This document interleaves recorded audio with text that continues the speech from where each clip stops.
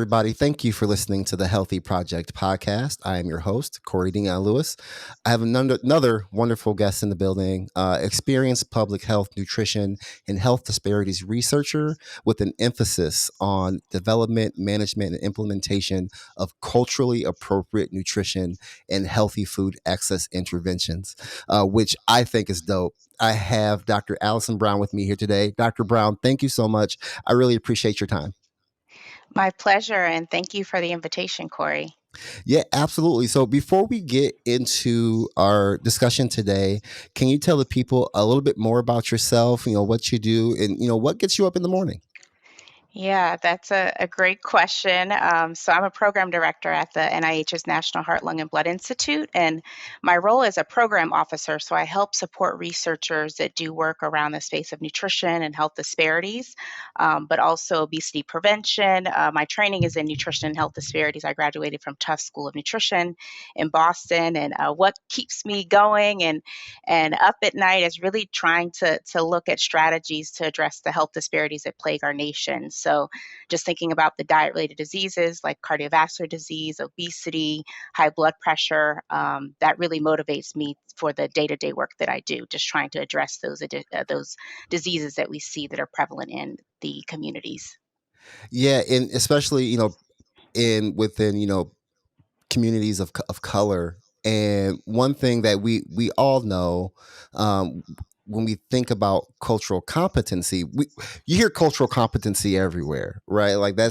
it shouldn't be uncommon. But can you talk to us why cultural competency is important when we're talking about nutrition? Yeah, that's a great question. So, cultural competency, it's defined as the ability to understand and respect the values and attitudes, as well as the beliefs of other people's cultures that differ from you. But I do have to have a little pushback. I prefer the term culture humility Mm, because the term competency, it gives this false impression and notion that you can become fully confident in another person's culture. It also suggests that there's a categorical knowledge of a person that you could attain of a certain group of people. And that often perpetuates biases and different stereotypes that you have about certain groups. So, back to the term culture humility, even that word humility, you come to people of different backgrounds with this kind of ongoing self exploration and self reflection. You don't put people in the box, and you really understand and have a better understanding of the complexity of a person's mm. experience. And it really acknowledges from the practitioner and researcher's perspective that you can never really fully become competent in another person or patient's experiences. So we often hear about cultural competency, as you mentioned. I personally prefer culture humility, but see the value overall to really understanding another person's cultural background. But particular to nutrition, culture provides the rules and behavioral norms of a certain group, Mhm. and it also includes food. For example, one's culture can impact what they think of as a meal, what components make up a meal, what foods are combined or go together, what foods are segregated, or spaced out throughout the day. Even the timing of meals is culturally informed. So just like aspects of culture, like language and religion and other cultural norms, a food and a diet that someone consumes, it's learned and passed down generation from generation, and it starts even in childhood, and when children are educated or socialized into their own cultural background. So food and diet is definitely cultural. I come from a bicultural background. My mom is African American. My dad is from the Twin Island of Trinidad and Tobago. So growing up, I had soul food, from my mom's African American upbringing, but I also consumed foods from Trinidad. And because of Trinidad's background and colonial history, they had indentured servants from India. They had Chinese migrant workers as well. So there's a lot of cultural influences there on the food. So I grew up consuming curry and salted prunes and fruits that you often don't see in traditionally African American cultures. So again, cultural background certainly impacts the foods that you consume. Yeah, you brought up a great point too, Dr. Brown, and something that, you know, with the patients that I work with, I'm seeing more and more of, especially with my kind of the older population, when we're talking about behaviors around their food. a lot of those cultural behaviors are so hard to break away from because of it's a part of their culture. And I feel like sometimes um, the people that I serve may feel like we're telling them they can't have their culture anymore by telling they may come to me for with hypertension or diabetes and saying to change your diet or whatever may say you're telling me to change my culture, and that's not necessarily what we're trying to say, but that's how it comes off. Yeah, no, that's an excellent point. I would add that there are cultural assets and benefits that you should elevate, in a particular Mm, person's background, and not to vilify a certain group. Certain groups' cultural traditions. So thinking about the culture of West Africans or Hispanics, you think of rice. We often think of that with diabetes, that is often vilified. But if you space out the rice that you consume, it's about the quantities that you consume. mhm, And then even mild adaptations, mixing brown rice with white rice. There are a lot more affordable brown rice options on the market now, and just trying to meet the patient and client where you are, I think, is critical. And again, there are a lot of cultural assets and benefits in different cultural backgrounds that you need to explore. And again, talking with the patient or client and saying, what do you currently eat? And asking them, what fruit and vegetables do you like? They often think of their traditional foods, or they may consider their traditional foods to be unhealthy. But again, I think there are healthy options in every cultural background. And research actually shows that in some immigrant groups, that the foods from their traditional background is actually healthier than the more Western diet. And thinking of mm. Western diet, I'm thinking of sugar sweetened beverages, going to fast food restaurants. The American and Americanized way of fast food culture, that's actually more unhealthy than the more traditional foods that people often consume of different cultural backgrounds. And I say this in the context of the U.S., which is very, very diverse, very culturally diverse, and increasingly so. By 2050, it's predicted that America will become a majority minority country. So with that comes cultural diversity, and why it makes this conversation so important. And another concept that I want to talk about is known as acculturation. And that process is when an immigrant might migrate here to the United States, and they can either adhere to their cultural diet and background or adopt the host country's cultural diet and background. And again, in certain immigrant groups, certain Hispanic and Latino populations, it's shown that if you adhere to your cultural and traditional diet, that you're actually more likely to be have healthier outcomes and diet related health outcomes than those who acculturate to the more Western style of diet. So again, there are cultural assets in every ethnic group's background, and it's a matter of practitioners and those who work in the diet and nutrition space to meet clients where they are, and try to find those healthier alternatives in their cultural diet and backgrounds. Yeah, no, I love that. And that kind of leads to my next question, Dr. Brown, is food insecurity. And can you discuss the impact of culture on food insecurity, especially in terms of access to traditional foods or the affordability of culturally appropriate foods? Yeah, so that's a great question, Corey. And, during the COVID-19 pandemic, food insecurity became kind of first and foremost in people's minds. So first, I want to start off with the basic definition based on the U.S. Department of Agriculture's definition of food insecurity, and it's defined as the limited or uncertain availability of nutritionally adequate and safe foods, or having limited or uncertain ability to acquire acceptable foods in a socially acceptable way. So, with this definition, there is some interpretation of the term acceptable, because if someone is migrating here from another country, certain foods may not be culturally acceptable for them. So, it's important in the emergency food system, such as in food banks, that they are actually increasingly so trying to find more culturally relevant foods that are offered in their food banks. And this can be challenging at times given the donations that come in are often limited, but there are efforts across the country where food banks are creating partnerships with communities that they serve to better understand the cultural background, as well as explore culturally appropriate foods for the clients that they serve. And they also might have this bilateral communication with their clients to really better improve their services and better meet their clients' needs. But I also want to add on to that in terms of a new definition and a new concept that's increasingly popular, and it's a concept known as nutrition security. And this Mm, is somewhat similar to food insecurity, but it's defined as having consistent and equitable access to healthy, safe, affordable food that's essential to optimal health and well-being.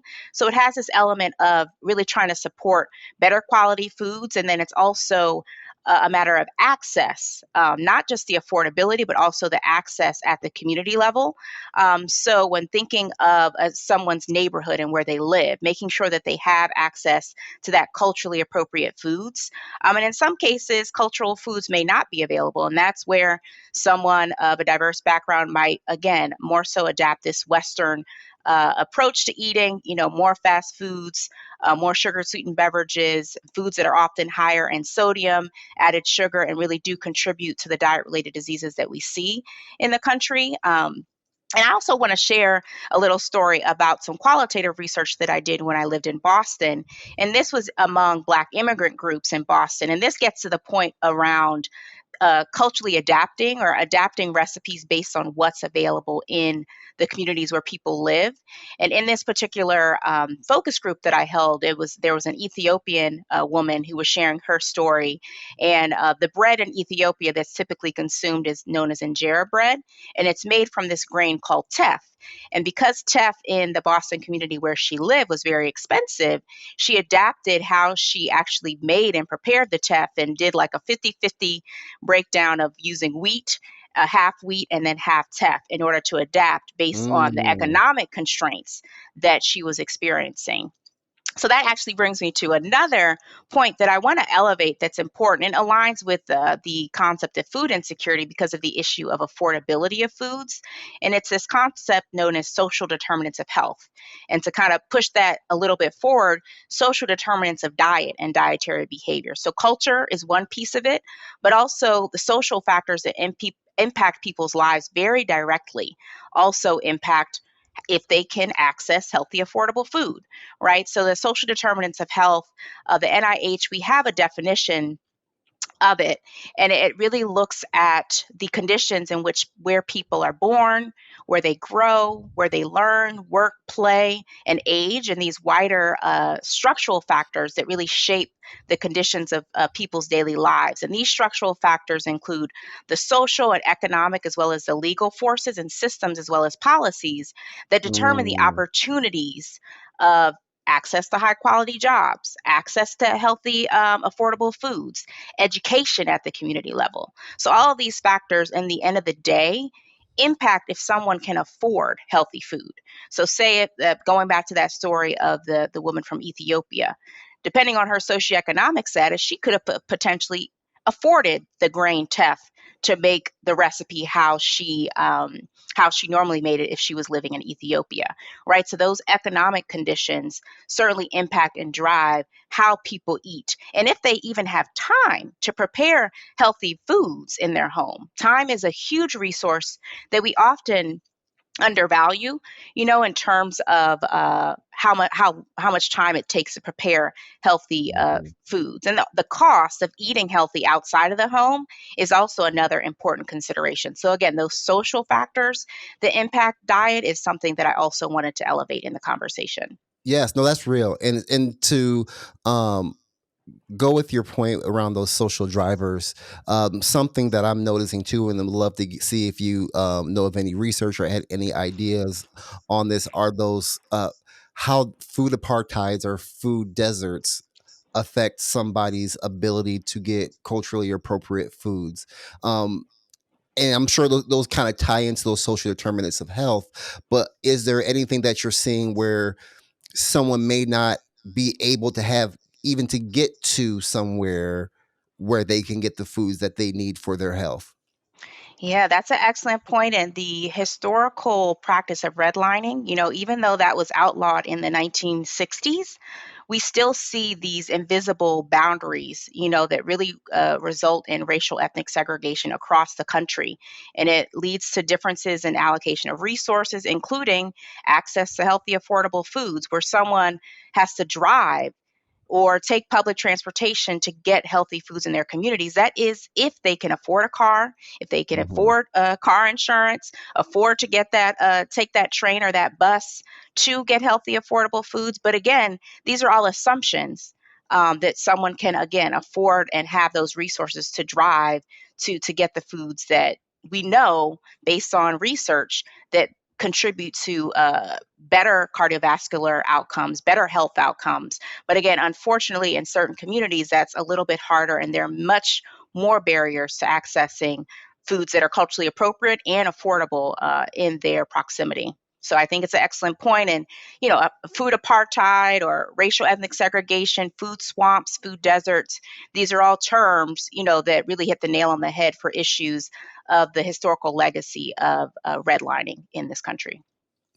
Absolutely. I want to talk to you a little bit about some of the kind of the food programs that you hear about. You know, food is medicine, produce prescription programs, things like that.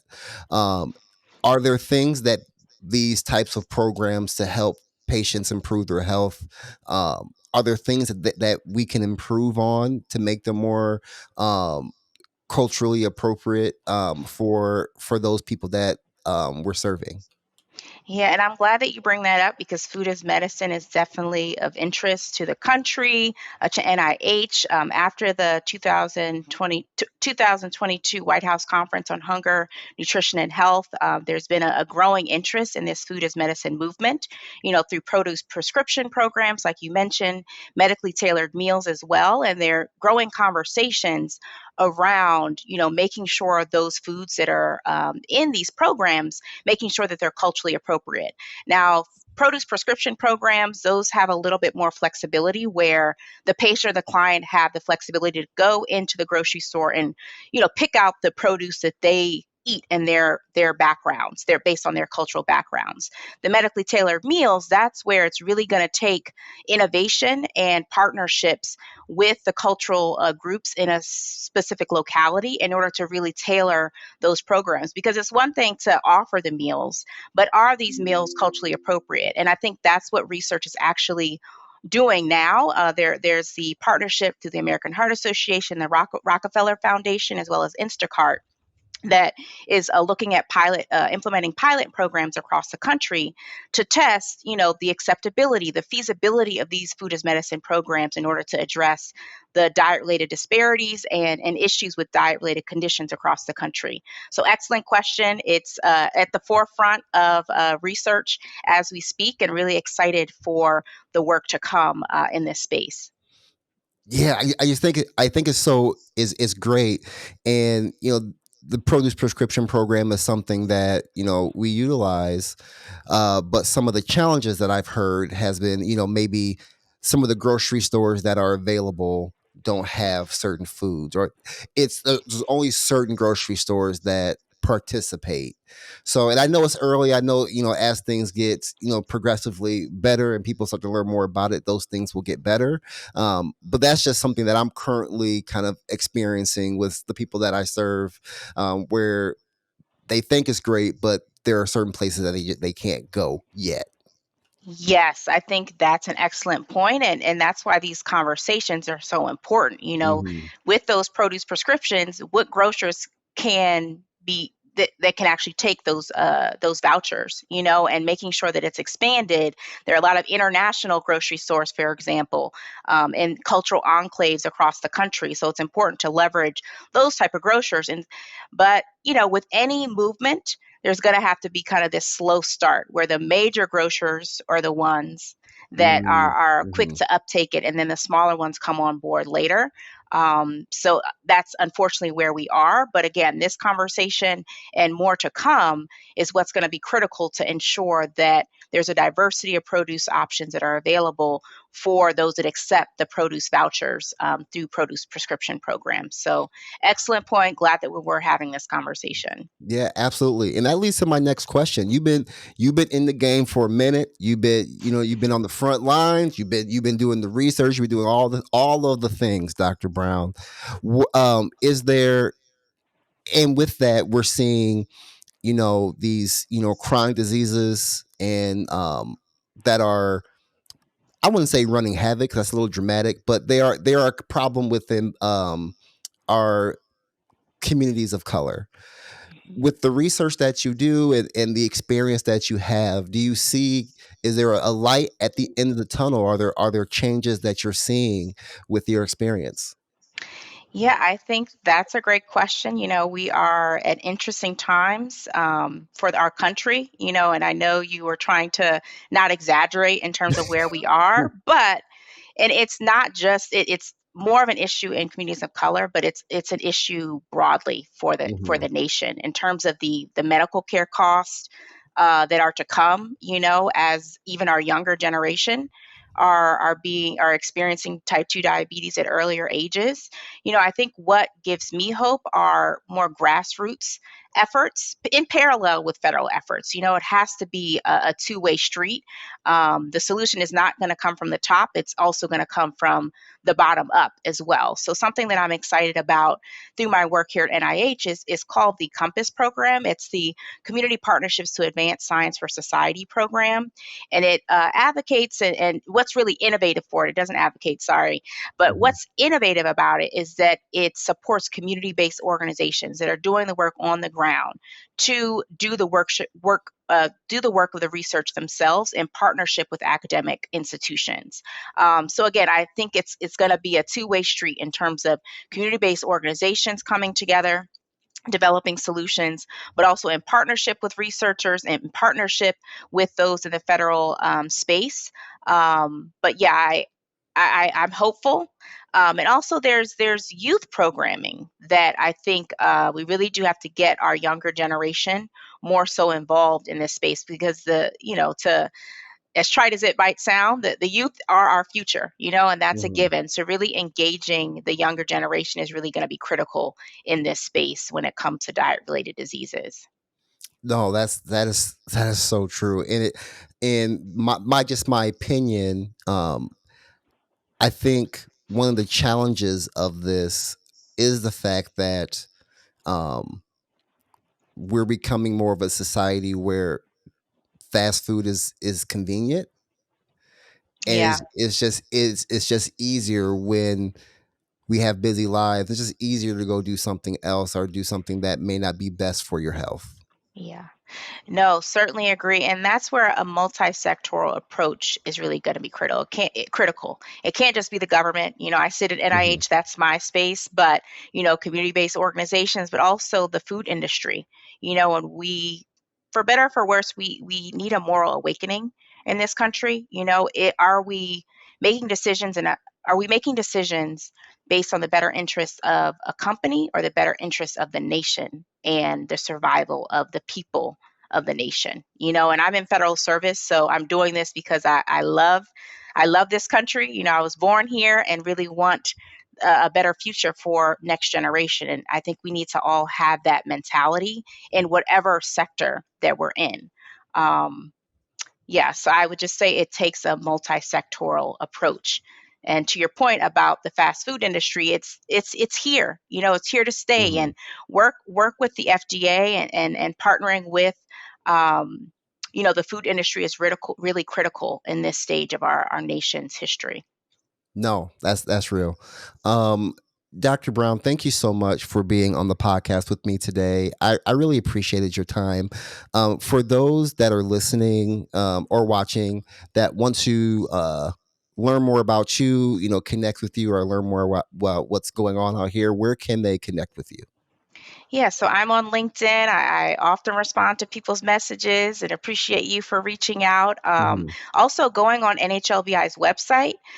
So, we didn't talk much about the types of diets that are beneficial for your health, but I do want to put in a plug for the dietary approaches to stop hypertension.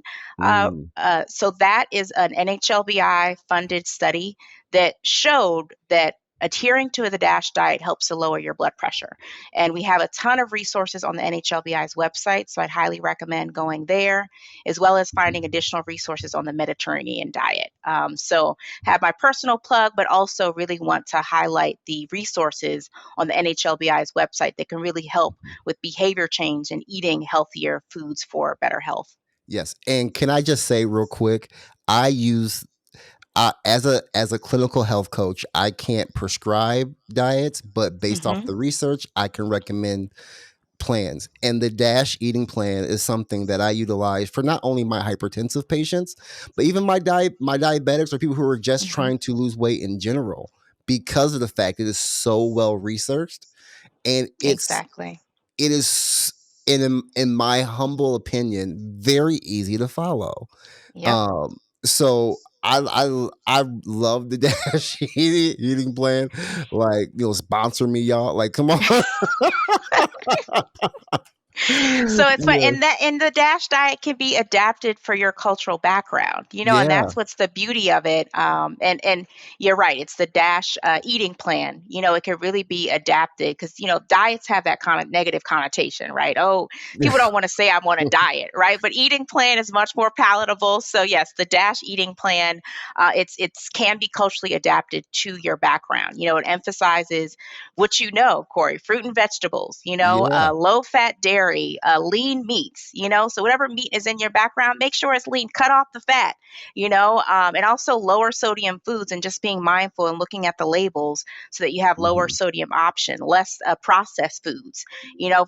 Uh, Michael Pollan had the book Eat Less, mostly plants, and mostly like fruits and vegetables, so Mhm. focusing on eating real fruits and vegetables, time permitting, but also frozen and lower sodium canned goods can really help with promoting the DASH diet and adhering to the DASH eating plan. Yeah, and I will say I've had success with many patients following that same, logic you were talking about, not having to necessarily change their cultural foods that they're already eating, but just having some guardrails around it, and change, maybe maybe preparing them differently, and in Hmm. some senses. And it's been a great way for people to improve their health. Yeah, indeed, Mhm. indeed. I'm glad to hear that you use that with your patients and Yes, clients. I do. I do. Again, Dr. Brown, thank you so much for being here. I really appreciated your time. And everybody, thank you for listening to the Healthy Project podcast. I'll let you next time.